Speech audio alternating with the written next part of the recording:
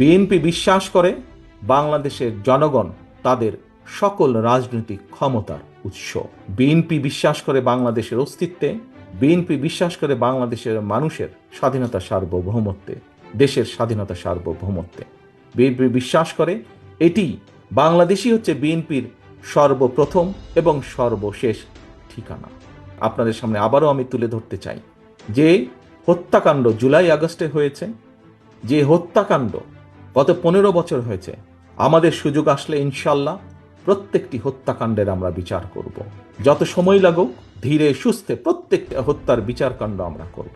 আপনাদের সামনে পরিষ্কারভাবে আমি তুলে ধরতে চাই, 31 দফার মাধ্যমে আমরা জনগণের সামনে দেশকে গড়ে তোলার, রাষ্ট্র কাঠামোকে পুনর্গঠন করার যে পরিকল্পনা দিয়েছি, বাংলাদেশের মানুষের সমর্থন পেলে আমরা পূর্ণ উদ্যোগে সর্বোচ্চ প্রচেষ্টা দিয়ে আমরা 31 দফা বাস্তবায়নের চেষ্টা করব।